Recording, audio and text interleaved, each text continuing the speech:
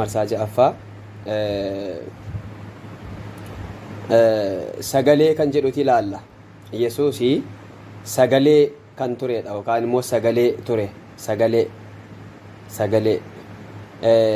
akka jecha Giriikiitti jechi sagalee jedhu kuni loogos jedhamuudhaan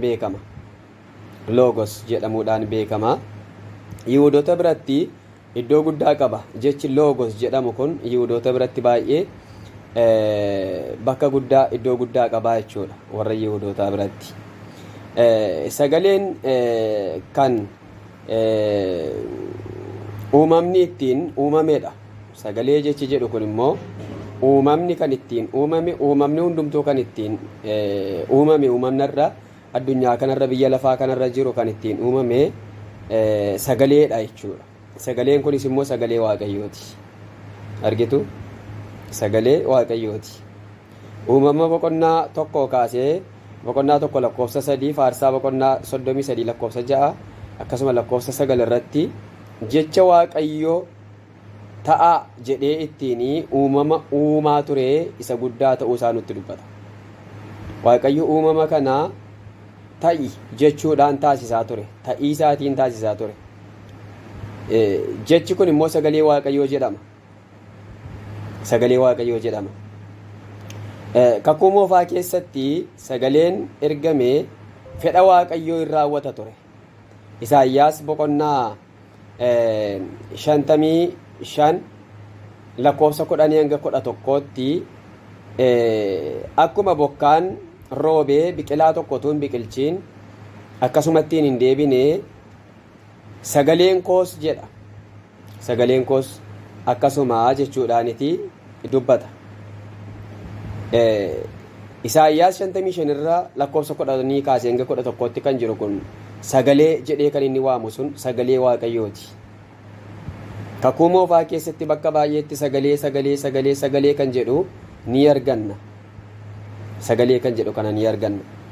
Sagalee gaafa jennu sagaleen namaa jira, sagaleen bineensaa jira, sagaleen seexanaa jira, sagalee garaagaraatu jira, sagalee qilleensaatu jira, sagalee bineensaatu jira.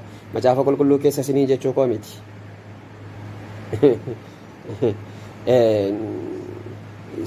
Wanti hundumtuu sagalee qabachuudha. Fakkeenyaaf amma harka koo kana yoo walitti rukutee sagaleedha.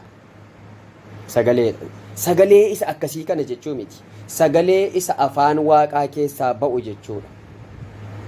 Yesuus Kiristoos sagalee isa Waaqayyo ittiin uumama hundumaa uumaa ture sanadha jechuudha.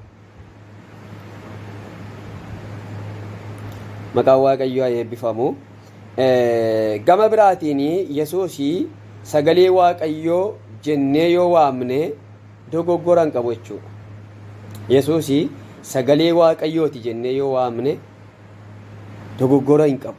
Sababni isaa jechi sagalee jedhu kuni tokko isa kitaaba irratti barreeffamee caaffata qulqullaa'aa kanarraa jiru sana jechuu miti.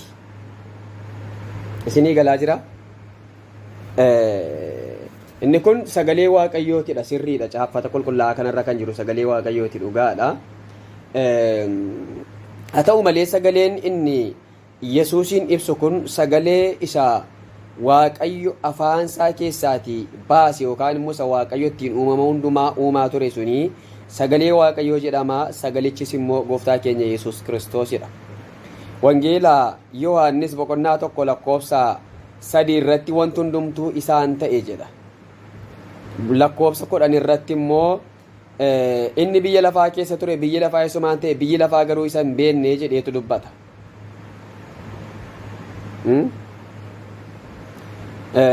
Akkasuma wangeelaa Yohaannis boqonnaa 8 lakkoofsa 58, boqonnaa 17 lakkoofsa 5 irrattis kanuma arganna.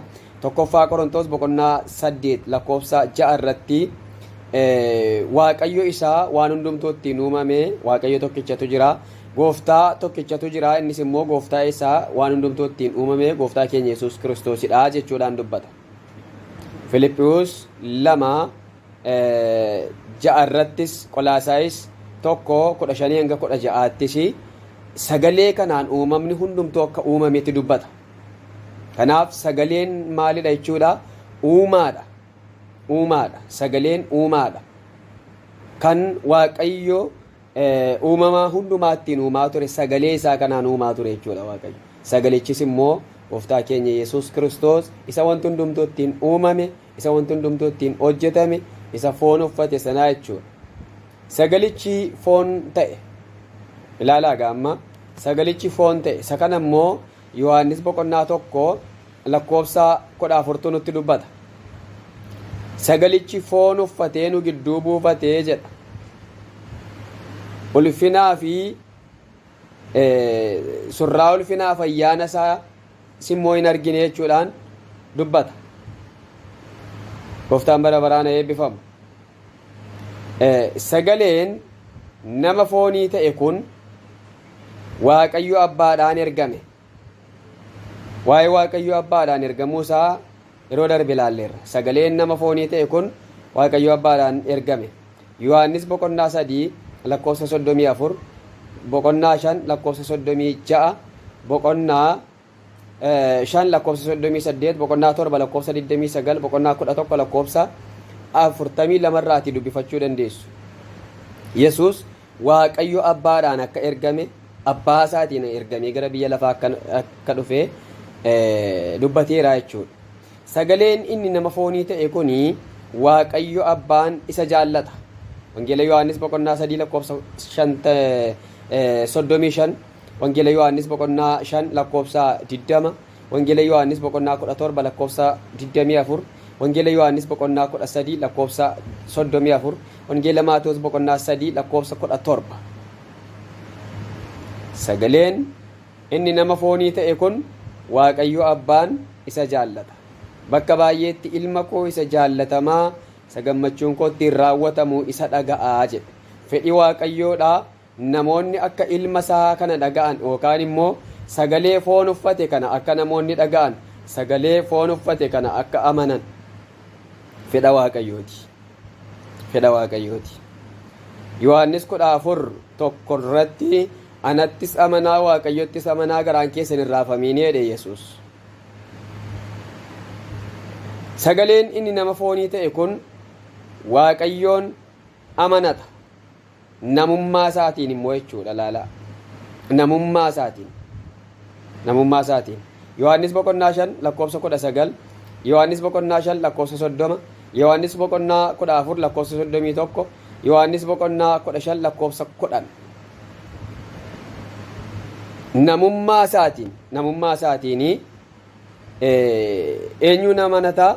Waaqayyoon immoo amanata. Namummaa Yesuus bifa lama yookaan eenyummaa lama akka inni qabu laalleerra. Bifa lama toon ta'an eenyummaa lama akka inni qabu. Nama dhugaa, Waaqa guutuu, akkasumas nama guutuu. Waaqa guutuu, nama guutuu. Eenyummaa kana lamaaniin jiraata bara baraan jenneetu kutaa 1ffaa keessatti laalleerra. Eenyummaa isaa, namummaa isaa kanaan egaan amma biyya lafaa kanarra deddeebi'aa gaafa ture Gooftaan keenya Yesuus Kiristoos Waaqayyo Abbaa isaa kana amanate jechuudha. Egaa dubbiin kun baay'ee dubbii barbaachistuudha. Isinii galuu qabdi. Kun isinii hin galle taanaan amantiirraa isin kaachisuu danda'a. Sirriitti isinii galuutu irra jiraata. Yoo isiniif hin galle illee gaafachuu dandeessu namoota isinitti dhiyoo jiranis. Anaanis immoo akkamittiin ibsite waan kanattanii na gaafachuu dandeessu. Sagaleen inni nama foonii ta'e kuni Waaqayyo Abbaa kadhataa ture. Waaqayyo Abbaa kadhataa ture.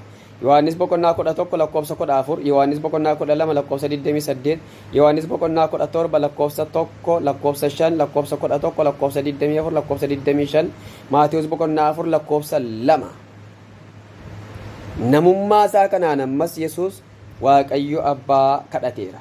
Sagaleen inni nama foonii ta'e kuni dubbii Waaqayyo Abbaa dubbata ture. Yohaannis boqonnaa 5:19, Yohaannis boqonnaa 7 lakkoofsa 16, Yohaannis boqonnaa 8 lakkoofsa 26, Yohaannis boqonnaa 15 lakkoofsa 15, Yohaannis boqonnaa 14 lakkoofsa 10 fi lakkoofsa 24, boqonnaa 16 lakkoofsa 25 irratti argachuu dandeenya jechuudha.